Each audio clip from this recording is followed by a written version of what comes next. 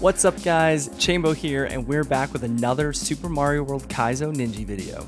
This is part 3 of our Super Mario World Ninja series, so if you missed the first levels, be sure to check those videos out here.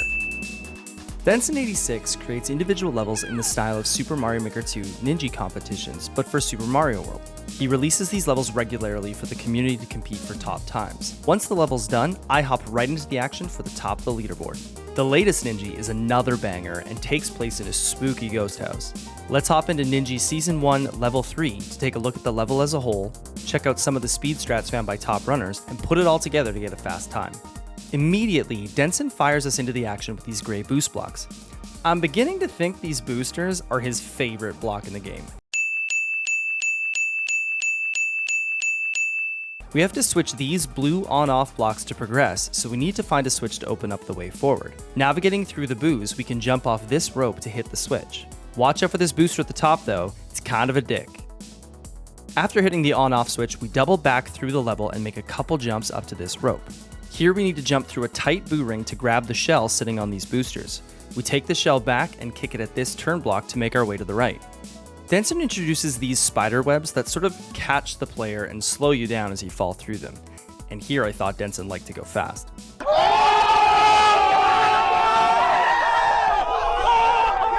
A couple boos are just chilling here, and we can jump off them to make our way into the pipe. Be careful of this troll booster though, as it'll send you flying to your death, Mortal Kombat style. Scorpion wins. After we exit the pipe, we have to weave back and forth to avoid the spider webs. Getting caught in these webs slows you down tremendously and you'll lose a ton of time. Next, we have to release this key by hitting the on-off switch a few times, all while avoiding these overly excited boos.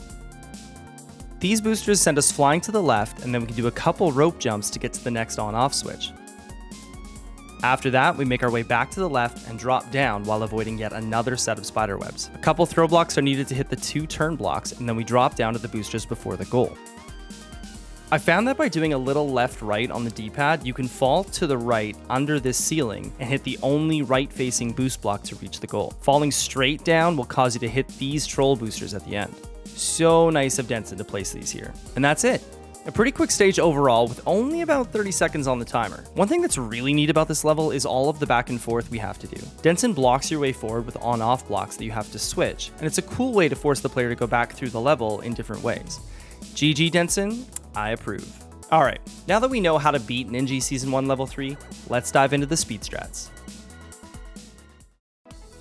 After getting launched by the first booster, we can do a small spin jump and then a tiny left-right on the D-pad to make it over this pillar without bonking it. Next, rather than jumping to the rope, grabbing it, and jumping off again to get to the switch, we can actually jump a bit earlier to save some time. By bonking into the ceiling here, we fall faster and we can make a quick jump off this little post to get up to the platform quicker. The next few sections are the same, but we definitely want to make sure we're jumping fast up these ropes rather than spending a few frames climbing them. Here, after we grab the shell, rather than kicking the shell and then jumping over it to go through the turn blocks, we can actually make use of some iframes in Super Mario World. When we kick the shell to the right, if we're close enough to the turn block when the shell rebounds, it will pass through us without killing Mario. This saves a tiny bit of time as it allows us to gain P-speed for a few frames. We talked about this iframe mechanic in Ninja Season 1 Level 1, so be sure to check out that video after this one. Now, before we make our way to the pipe, we should probably talk about how these boos work. Customary to most Mario games, when you are facing boos, they stop moving and stay still. They only move again when Mario is facing away from them. Denson has these 2 boos on a vertical path, so when we are looking the other way, the boos move up and down. This is super important for the speedrun because if we can get here at the right time, we can actually manipulate these boos to our advantage. Now, I'm not entirely sure when these 2 boos are spawned in, but I did find that if we get through the first parts of the level fast enough, when we jump to the spider web, we can face left for a bit, which causes the first boo to move up to its highest point. This allows us to bounce off him and reach the pipe without having to do a second bounce on the other boo. With these first half speed strats, we enter the pipe saving almost 2 seconds already. In the second half, we want to make sure that we fast fall while dodging the spider webs. If you don't know what fast falling means in Super Mario World, be sure to check out our video on Ninja Season 1 Level 2, where we go into detail on this and why it's important for speedrunning. After making our way to the next on-off switch, we can jump over this boo to the rope on the left, rather than spending time on the rope on the right. The rest of the level is pretty much the same, we're just optimizing movement as best we can. allowing us to save just over 1 second in the second half. Total time saved in the level, 2.88 seconds. Here's the full speedrun with all of the speed strats incorporated.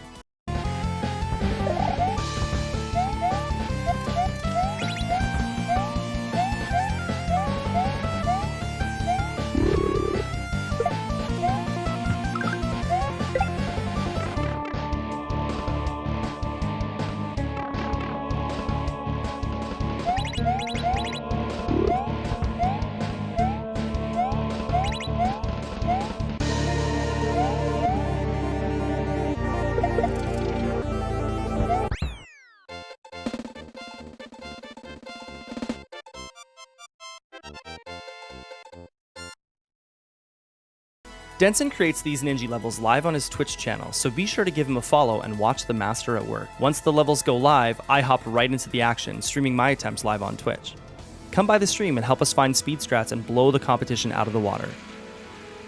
If you enjoyed this video, it would mean a lot to me if you would hit the like button and let me know in the comments below what you think about this kind of back and forth level design. Thanks for watching, and I'll see you in the next video, Ninji Season 1, Level 4.